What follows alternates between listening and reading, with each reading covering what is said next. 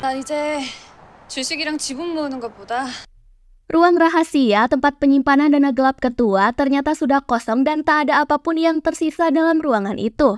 Dari jejak yang mereka lihat, beberapa barang sepertinya telah dipindahkan. Seluruh keluarga akhirnya pulang dengan kecewa. Ketika saling berpapasan dengan Seulhee, Bomja dengan lantang menuduh Seulhee sebagai pembunuh ayahnya karena diduga telah berhasil mendapatkan dana rahasia itu.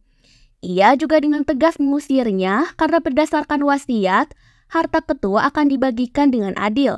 Namun Seulhee menolak dengan alasan ia harus menerima perintah dari pengadilan jika mereka mau mengusirnya. Sementara Hae-in mengambil sebuah pulpen perekam di kamar kakeknya. Ketua Hong menyampaikan beberapa pesan terakhir sebelum ia wafat. Ia mengungkapkan rasa penyesalannya atas apa yang menimpa keluarganya. Ia berharap seluruh putra dan cucunya bisa menjalani hidup yang berbeda dengan lebih bahagia. 잘못 살았다는 이 고백을 Hae-in merasa apa yang ia lihat di pemakaman hari ini seperti sedang latihan. Ia sangat yakin dirinya hanya memiliki waktu sebentar lagi. Ia menganggap ritual pemakaman adalah hal yang rumit. Mengingat betapa menakutkannya ia sendirian ketika ia mati, hal itu membuatnya khawatir. Ia berharap seluruh keluarganya bisa berduka ketika kehilangannya. Dari semua yang ia cemaskan, hanya satu harapannya, yaitu ia terus berpikir untuk bisa hidup lebih lama agar menikmati dunia yang begitu indah. Mendengar ini, Hyunwoo berkaca-kaca dan berusaha menenangkan Hae-in dengan menggenggam tangannya dengan manis. 무대에 올라가기 전 리허설하는 느낌이랄까. Seulhee membawa Eun-sung ke sebuah ruangan di mana dana rahasia itu kini telah ia simpan. Awal Seulhee bisa mengetahui di mana letak ruangan itu ialah ketika ia tak sengaja melihat sebuah rekaman video yang telah Ketua Hong abadikan mengenai ruangan rahasianya. Seulhee berharap dengan setupuk uang tersebut, ia dan putranya akan berada di posisi aman. 찾으신 거예요? Sementara itu, Dugwan merasa khawatir dengan keluarga Queen selepas mereka ditinggalkan oleh Ketua Hong. Namun, Hyun-tae memastikan jika saat ini keadaan keluarga itu akan semakin membaik. Setidaknya, mereka akan mendapatkan sebagian saham yang kini masih dibekukan sebesar 34,7% yang tak jauh dengan kepemilikan saham Eun-sung. 현우 나중에 이사 말고 뭐 사장 자리 하나 더. Dugwan terlihat menemani Bomjun untuk minum soju bersama. Hal ini setidaknya membuat ia merasa lebih tenang. Di sisi lain, Hyunwoo mendapatkan panggilan dari dokter di Jerman. Ia mengabarkan jika tim peneliti telah mengembangkan sebuah teknik bedah menggunakan ultrasonografi CGR yang digabungkan dengan gelembung mikro, di mana metode itu merupakan cara yang ideal untuk mengobati penyakit Hae-in. Cara ini memang tak menjamin kesembuhan total. Namun, baru-baru ini ada pasien yang telah berhasil menggunakan prosedur ini pada kasus yang mirip.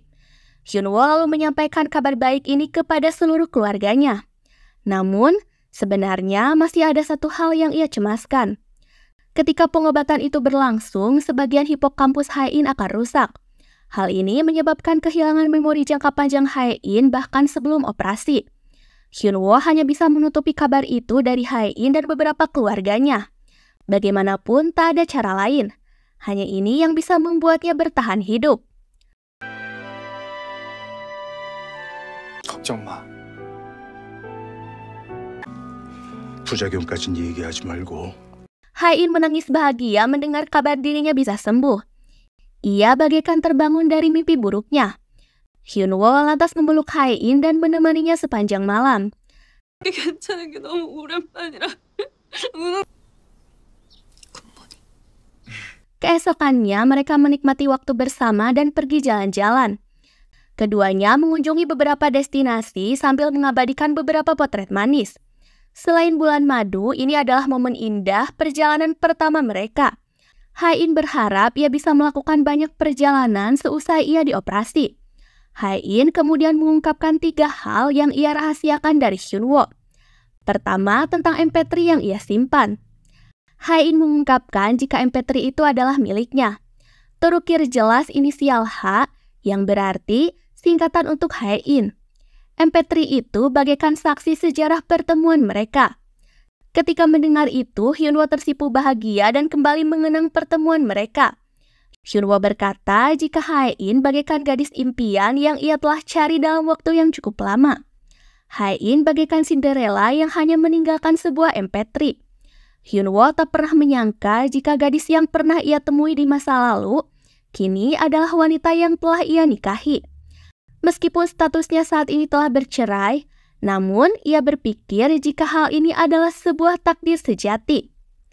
Hae-in bahagia hubungannya dengan Hyunwoo kini telah memiliki masa depan.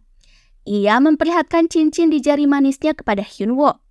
Ini sebagai pertanda jika Hae-in menarik gugatan perceraian dan setuju untuk kembali bersama. Hyunwoo lantas menitikkan air mata dan memeluk Hae-in dengan bahagia. 천년의 이상형. 생각하고 모든 일에 좋은 면만 보려고.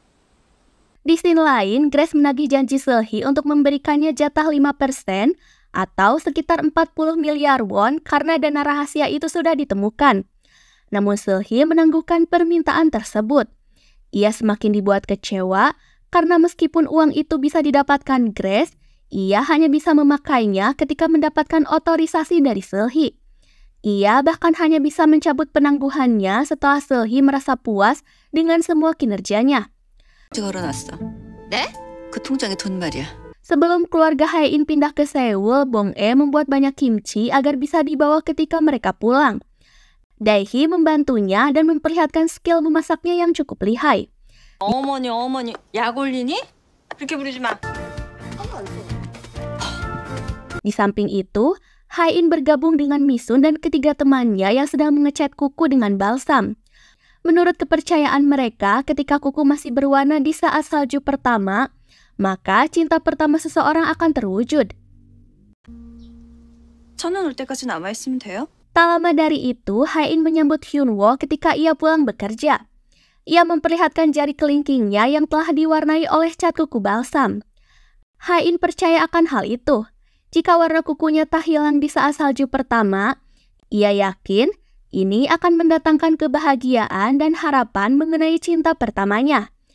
Hyunwoo bertanya, apakah cinta pertamanya adalah pria yang ada di bus, di mana saat itu Hae-in bercerita jika ia merasa bahagia saat melihatnya dari jauh, bahkan tak berhenti memikirkannya. Hae-in heran saat Hyunwoo memaki pria tersebut. Hyunwoo tampak cemburu dan tak menyadari jika pria yang ia sebutkan itu sebenarnya adalah dirinya. 보려고 길도 막 돌아가고 그랬다던 그 자식? Seulhi khawatir jika putra sulung ketua Hong yaitu Bom-suk ingin kembali ke perusahaan dan mengincar posisi putranya. Ia diketahui sebagai daftar pemegang saham retail dan kini menjabat sebagai direktur Everha. Sementara itu, lewat anak buahnya, Eun-song kini telah berhasil menemukan sebuah perusahaan cangkang yang berada di Hong Kong dan Swiss. Ia juga telah berhasil menemukan rekening bisnis, di mana ia akan menjadi satu-satunya orang yang dapat mengelola rekening tersebut. Di samping itu, Hyunwoo sedikit lega. Kini, Eun-song telah berhasil masuk ke dalam umpan. Eun-song menggunakan dana gelap itu untuk membeli beberapa saham. Ia membeli banyak saham karena merasa terancam jika posisinya akan direbut oleh Bom-suk. Begitu ada bukti nyata, Hyunwoo dan timnya bisa menuntut Eun-song dengan penggelapan, malapraktik, dan pelanggaran transaksi falas. Namun, satu yang membuat mereka khawatir, yaitu mengenai Pyong-uk, si broker tanah yang tak bisa dihubungi saat ia sudah setuju untuk menyerahkan kontrak ganda dan informasi mengenai Direktur Jo. Namun sayangnya, tak berselang lama, Pyong-uk dinyatakan tewas akibat dibunuh. 초조했겠지. 큰아버지가 자기 자리를